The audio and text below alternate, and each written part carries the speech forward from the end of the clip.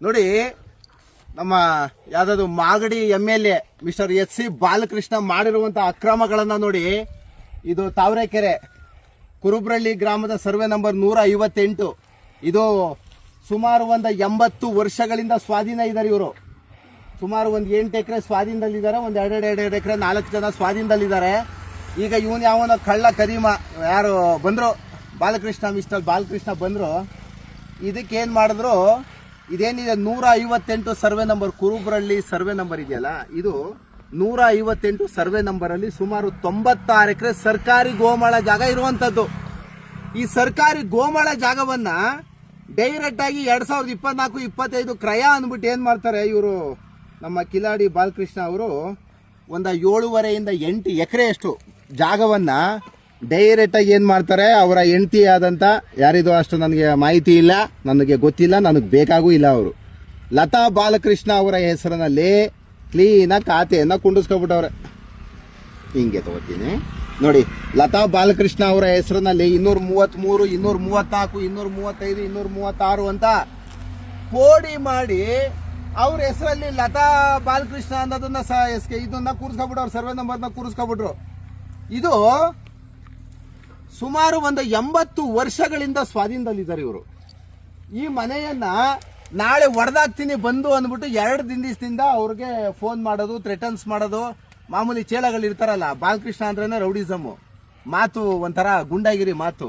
ಅವ್ರ ಚೇಳಗಳೆಲ್ಲ ಮಾಮೂಲಿ ಗೊತ್ತಲ್ಲ, ಸ್ವಲ್ಪ ಅಧಿಕಾರದಲ್ಲಿದ್ದಾರೆ, ಹಣ ಇದೆ ಅಂದ್ರೆ ಆಟೋಮೆಟಿಕಲಿ ಎಲ್ಲ ರಾಜಕೀಯದವರು ಎಲ್ಲ ಗೂಂಡಾಗಿರಿಗಳು ಬಂದೇ ಬರ್ತಾರೆ.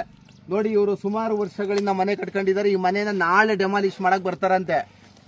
ಕೋರ್ಟ್ ಆರ್ಡರ್ ಇಲ್ದಾನೆ, ಎವಿಕ್ಷನ್ ಸೂಟ್ ಇಲ್ದಲೆ ಏನಾರು ಬಂದಿದೆ ಏನಾರು ಮಾಡಿದ್ರೆ ಮಾತ್ರ ಬಾಲಕೃಷ್ಣ ಅವ್ರು ಇದು ಸರಿ ಬರಲ್ಲ. ಇದು ಭಗವಂತ ಒಳ್ಳೆ ಪೊಸಿಷನ್ ಅಲ್ಲಿ ಇಟ್ಟಿದ್ರು. ಏನ್ರಿ ಆಗಿರೋದು ನಿಮ್ಗೆ ಬರಬಾರ್ದು, ಬಡವ್ರ ಜಾಗಗಳೇ ಬೇಕೇನ್ರಿ. 8 ಎಕರೆ ಇದು ಕುರುಬ್ರಳ್ಳಿ ಸರ್ವೆ ನಂಬರ್ ಅಂದ್ರೆ ನಾಳೆ ಖಾಲಿ ಮಾಡ್ಬಿಟ್ಟು ಮನೇನ 2 ಲಕ್ಷ ಭಿಕ್ಷೆ ಕೊಡ್ತೀನಿ. ಏನ್ ಭಿಕ್ಷೆ ಕೊಡಕ್ ನಿಮ್ಮ ಅಪ್ಪನ ಜಾಗನ ಅಥವಾ ಯಾರ ಮನೆದು ಜಾಗ ಇದು? 70-80 ವರ್ಷದಿಂದ 75-76ರಿಂದ ಕ್ಲೀನ್ ಆಗಿ ಫಾರಂ ನಂಬರ್ 50-53 ಅಪ್ಲಿಕೇಶನ್ ಹಾಕೊಂಡಿದ್ದಾರೆ DC ಆಫೀಸಲ್ಲಿ. ಸುಮಾರು 70-80 ವರ್ಷಗಳಿಂದ ನಾವು ಸ್ವಾಧೀನದಲ್ಲಿದ್ದೀವಿ.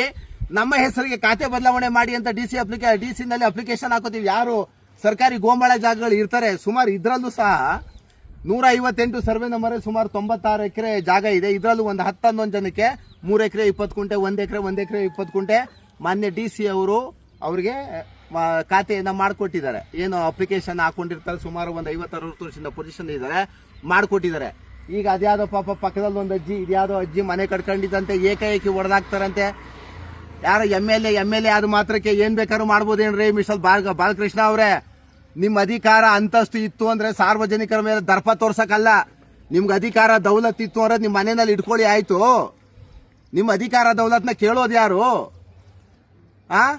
ಇಲ್ಲಿ ಬಂದ್ಬಿಟ್ಟು ಬಡವ್ರ ಜಾಗವನ್ನ ಇದು ನೋಡಿ, ಇದೊಂದು 60-70 ವರ್ಷದಿಂದ ಪೊಸಿಷನ್ ಅಲ್ಲಿ ಇರುವಂತದ್ದು. ನೀವು ಏಕಾಏಕಿ ಬಂದ್ಬಿಟ್ಟು ಆ ಅಮ್ಮಂಗೆ ಪಾಪ 4 ರೆಕಾರ್ಡ್ಸ್ ಕಾಲೆಲ್ಲ ಇದೆ, ನನಗೆ ವಿತ್ ಡಾಕ್ಯುಮೆಂಟ್ಸ್ ಇದೆ. ಈಗ 2024-25 ಅಂತ ಕ್ರಯ ಮಾಡ್ಕೊಂಡಿದ್ದೀರಲ್ವಾ, ಮಾಡ್ಕೊಟ್ಟೊಂದು ಯಾರು ನಿಮ್ಗೆ? ಇವ್ರ ಅಪ್ಲಿಕೇಶನ್ ಫಾರಂ ನಂಬರ್ 50-53 ಅಪ್ಲಿಕೇಶನ್ ಹಾಕೊಂಡ್ರೆ ಫಾರಂ DC ಆಫೀಸಲ್ಲಿ ಇನ್ನೂ ಪೆಂಡಿಂಗ್ ಅಲ್ಲಿ ಇದೆ. ಕರ್ನಾಟಕದ ಜನತೆ ಕ್ಲೀನ್ ಆಗಿ ಎಲ್ಲ ಅಧಿಕಾರಿಗಳು AC DC ಅವನ್ ಯಾವನ್ AC ಬೂಟಲ್ಲಿ ಹೊಡಿಬೇಕು ಅವ್ರಿಗೆ ಮಾಡ್ಕೊಟ್ಟಂತ ಲೋಫರ್ಗೆ. ಇವ್ರು ಹಾಕಿರೋ ಅಪ್ಲಿಕೇಶನ್ DC ಆಫೀಸಲ್ಲಿ ಇನ್ನೂ ಪೆಂಡಿಂಗ್ ಅಲ್ಲಿ ಇದೆ. ಬಟ್ ಲತಾ ಅವ್ರ ಹೆಸರು ಹೆಂಗ್ರಿ ಆಯ್ತು ರಿಜಿಸ್ಟರ್? ಇದು ಯಾರನ್ನ ಕ್ರಿಯೇಟ್ ಮಾಡಿದ್ರಿ? ಯಾವ ಒಬ್ಬ ರಿಜಿಸ್ಟರ್ ಮಾಡ್ಕೊಟ್ಟ? ಅವನ್ಗೆ ಎಲ್ಲಿಂದ ಬಂತು ಡಾಕ್ಯುಮೆಂಟ್ಸು? ಸರ್ಕಾರಿ ಗೋಮಾಳ ಜಾಗ ಯಾರಿಗಾಯ್ತು? ಯಾರಿಗಾನು ಗ್ರಾಂಟ್ ಆಗಿರ್ಬೇಕಲ್ವಾ? ಗ್ರಾಂಟ್ ಆದ್ಮೇಲೆ ರಿಜಿಸ್ಟರ್ ಆಗ್ಬೇಕಲ್ವಾ? ಇದು 2008-9 ಸಾಲಲ್ಲಿ ನಮ್ಮ DC ಅವರು ಇದು ಮಾಡಿರೋದು. ಮಿನಿಮಮ್ 15 ವರ್ಷ 20 ವರ್ಷ ಕಂಡೀಷನ್ಸ್ ಇರುತ್ತೆ, ಕಂಡೀಷನ್ ವೈಲೇಷನ್ ಆಗ್ತದೆ. ಇನ್ನು ಇದೇ ಆಗಿಲ್ಲ.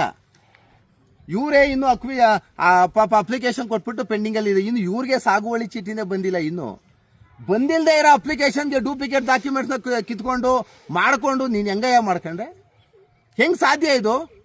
ಇಡೀ ರೆವಿನ್ಯೂ ಡಿಪಾರ್ಟ್ಮೆಂಟು ಬಾಯಿ ಮೇಲೆ ಬೆರಳಿಟ್ಕೊಂಡು ನೋಡ್ಬೇಕಾದಂತ ಡಾಕ್ಯುಮೆಂಟ್ಸ್ ಇದು. ಮಿಸ್ಟರ್ ಬಾಲಕೃಷ್ಣ ಅವ್ರಿಗೆ, ಅಧಿಕಾರದಲ್ಲಿರೋರಿಗೆ, ದುಡ್ಡಿರೋರಿಗೆ ಈ ತರ ಡೂಪ್ಲಿಕೇಟ್ ಡಾಕ್ಯುಮೆಂಟ್ಸ್ ಗಳನ್ನ ಕ್ರಿಯೇಟ್ ಮಾಡೋದು ತುಂಬಾ ಈಸಿ. ಮಾಡ್ಕೋತಾರೆ. ಯಾರ ಮನೆ ಹೆಂಗಾನು ಹಾಳು ಬಿದ್ದೋಗ್ಲಿ, ಆಲೆ ಅಜ್ಜಿ ಮನೆ ಹೊಡೆದಾಕವ್ರಂತೆ. ಏನ್ ಎವಿಕ್ಷನ್ ಸೂಟ್ ಬೇಡ, ಡೆಮಾಲಿಷನ್ ಆರ್ಡರ್ ಬೇಡ, DC ಆರ್ಡರ್ಗಳು ಬೇಡ, ನಿಮ್ಗೆ ಯಾರ್ದು ಬೇಕಾಗಿಲ್ಲ. ಯಾಕೆಂದ್ರೆ ದೌಲತ್ ಇರ್ತದಲ್ಲ, ಅಧಿಕಾರದ ದೌರ್ಜನ್ಯ ಇರ್ತದಲ್ಲ ನಿಮ್ಗೆ. ಯಾರು ಬೇಕಾದ್ರು ಯಾರ ಮನೆ ಹೆಂಗ್ ಬೇಕಾದ್ರೂ ಹಾಳು ಮಾಡ್ಬಿಡ್ತೀರ ಅಲ್ವಾ ನೀವು? ಈ ಮನೆ, ಈ ವಿಡಿಯೋನೇ ಸಾಕ್ಷಿ ಇಡೀ ಕರ್ನಾಟಕದ ಜನತೆಗೆ, ಮಾನ್ಯ ನ್ಯಾಯಾಲಯಕ್ಕೆ, ಮಾನ್ಯ ಎಸಿಗೆ, ಡಿಸಿಗೆ ಈ ಮನೆನೇ ಸಾಕ್ಷಿ. ಇವತ್ತು ಈಗ ಮಾಡ್ತಿರುವಂತ ಈ ವಿಡಿಯೋನೇ ಸಾಕ್ಷಿ. ಈ ಮನೆ ಇಲ್ಲಿ ಇದೆ. ಇದನ್ನೇನಾದ್ರು ನಾಳೆ ಬಂದು ಏನೋ ಧ್ವಂಸ ಮಾಡ್ತೀನಿ ಅಂತ ಬಂದು ಡೆಮಾಲಿಷನ್ ಮಾಡಬೇಕು. ನೀವು ಕೀ ಕೊಟ್ಕೋಬೇಕು. ಎಲ್ಲ ರೆಕಾರ್ಡ್ಸ್ ಇದೆ ನಿಮ್ಮ ಕಡೆ. ನಿಮ್ಮ ಚೇಳಗಳು ಮಾತಾಡಿರುವಂತ ಎಲ್ಲ ರೆಕಾರ್ಡ್ಸ್ ಇದೆ ನನ್ನ ಹತ್ರ. ಒಬ್ಬೊಬ್ಬನು ಜೈಲು ಕಳಿಸ್ಬಿಡ್ತೀನಿ ನಿಮ್ನ. ನೀವು ಅಧಿಕಾರದಲ್ಲಿದ್ರೆ ಸಾರ್ವಜನಿಕರಿಗೆ ಒಳ್ಳೇದಾಗ್ಲಿ ಅಂತ ಅಧಿಕಾರ ಕೊಟ್ಟು ಕೂರ್ಸಿರೋದು ಮಾಡಿ ಜನತೆ ನಿಮ್ಗೆ.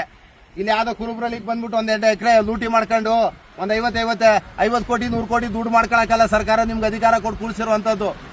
ವಿಶ್ವ ಬಾಲಕೃಷ್ಣ ಅವರೇ, ನಾಳೆ ಈ ಜಾಗಕ್ಕೆ ಬರೋದಾಗ್ಲಿ, ಮತ್ತೆ ಡೂಪ್ಲಿಕೇಟ್ ಬರೋದು, ಇನ್ನೇನು JCB ತಗೊಬರೋದು, ಡೆಮಾಲಿಷ್ ಮಾಡಿಸೋದು, ಕರೆಂಟ್ ಕಿತ್ತಾಕ್ಸೋದು, ಇವೆಲ್ಲ ಭಾರಿ ಇದಾಗ್ತದೆ.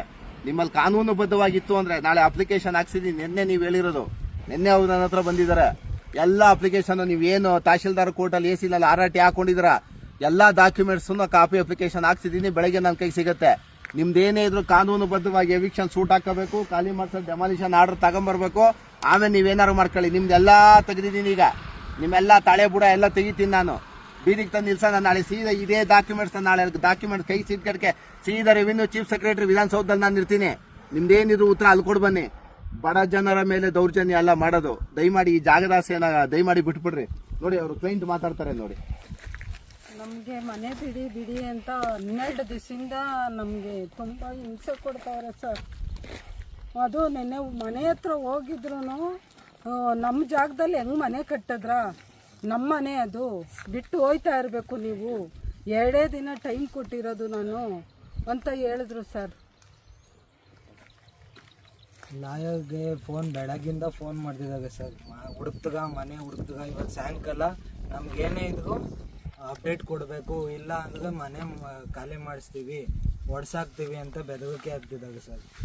ಮನೆ ಬಂದು ಲೈಟ್ ಬಿಲ್ ಕಿತ್ಕೊಂಡೋಗಿದ್ದಾಗ ಲೈಟ್ ಬಿಲ್ ಕಿತ್ಕೊಂಡು ಹೋಗ್ತೀನಿ ಅಂತ ಹೇಳ್ಬಿಟ್ಟು ಅದು ಫೇಕ್ ಅಂತ ಮಾಡಿಸಿದಾಗ NYC 7 ವರ್ಷದಿಂದ NYC ರನ್ನಿಂಗಲ್ಲಿ ಐತೆ. ಇವಾಗ ಬಂದು ಫೇಕ್ ಅಂತ ಹೇಳ್ತಿದ್ದಾಗ ಸರ್ ನಮಗೇನು ನ್ಯಾಯ ಕೊಡಿಸ್ಕೊಡಿ ಸರ್. ನಮಗೆ ಎತ್ತೂ ಗತಿ ಇಲ್ಲ. ಇರೋದು ಇದೊಂದು ಜಾಗ, ಅದು ನಮ್ಮ ತಾಯಿಯವ್ರದ್ದು. ಕಟ್ಕೊಂಡಿರೋದಕ್ಕೆ ಎಲ್ಲರಿಗೂ ಹಿಂಸೆ ಕೂತದೆ ಸರ್. ನಮಗಿದೊಂದು ಮನೆ ಬಿಟ್ಟರೆ ಸಾಕು, ನಮ್ಮ ಜಮೀನು ಬಿಟ್ಟರೆ.